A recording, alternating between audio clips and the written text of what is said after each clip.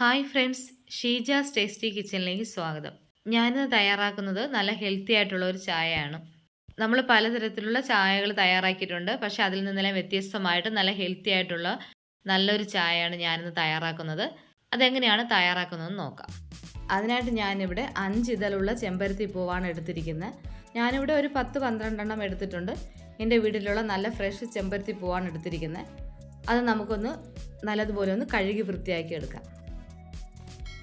ഈ ചായ തയ്യാറാക്കുന്നതിന് ചെമ്പരത്തി പൂവിന് എത്ര എണ്ണം വേണം എന്നൊന്നുമില്ല. നമുക്ക് എത്ര വേണമെങ്കിലും എടുക്കാം. 5 എണ്ണം ഉണ്ടെങ്കിൽ 5 എണ്ണം എടുക്കാം, 3 എണ്ണം ഉണ്ടെങ്കിൽ 3 എണ്ണം എടുക്കാം. ആ രീതിയിൽ തയ്യാറാക്കാവുന്ന ഒരു ചായയാണിത്.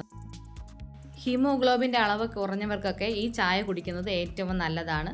അയൺ റിച്ച് ആണ് ഈ ചായ. അതുകൊണ്ട് നിങ്ങളെല്ലാവരും ഇതൊന്ന് ട്രൈ ചെയ്ത് നോക്കണം.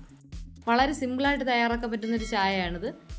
ചെമ്പരത്തി പൂവെല്ലാം കഴുകി വൃത്തിയാക്കിയിട്ടുണ്ട്. ഇനി നമുക്ക് 1 കപ്പ് വെള്ളം തിളപ്പിച്ചെടുക്കാം. നല്ലതുപോലെ തിളച്ച വെള്ളമാണ് ഈ ചായ തയ്യാറാക്കുന്നതിന് വേണ്ടത്. ഈ തിളച്ച വെള്ളത്തിലേക്ക് ചെമ്പരത്തി പൂവ് ഓരോന്നായിട്ട് ഇട്ട് കൊടുക്കാം. ഇനി നമുക്ക് മധുരത്തിന് ആവശ്യമായ പനം കൽക്കണ്ട് ചേർത്ത് കൊടുക്കാം.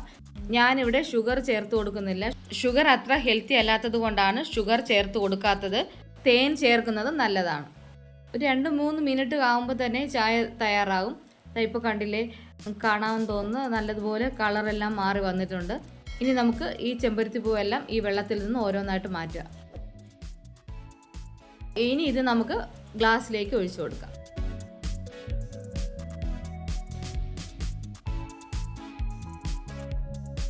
ഇനി നമുക്ക് ഒരു നാരങ്ങയുടെ ചാറ് പിഴിഞ്ഞ് ഇതിലേക്ക് ഒഴിച്ചു കൊടുക്കാം.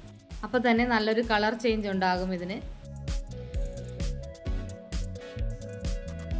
പാലൊഴിച്ച് തയ്യാറാക്കുന്ന ചായയേക്കാളും ഏറ്റവും നല്ലതാണ് ഈ ചെമ്പരത്തി ചായ.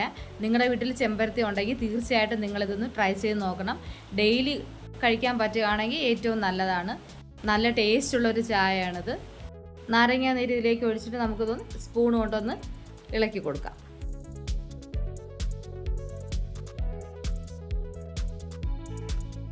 അങ്ങനെ നല്ല രുചികരവും ഹെൽത്തിയുമായ ചെമ്പരത്തി ചായ ഇവിടെ റെഡി ആയിട്ടുണ്ട്.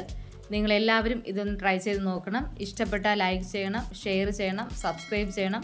നിങ്ങളുടെ അഭിപ്രായങ്ങളൊക്കെ കമൻറ്റ് ബോക്സിൽ അറിയിക്കുകയും വേണം. താങ്ക്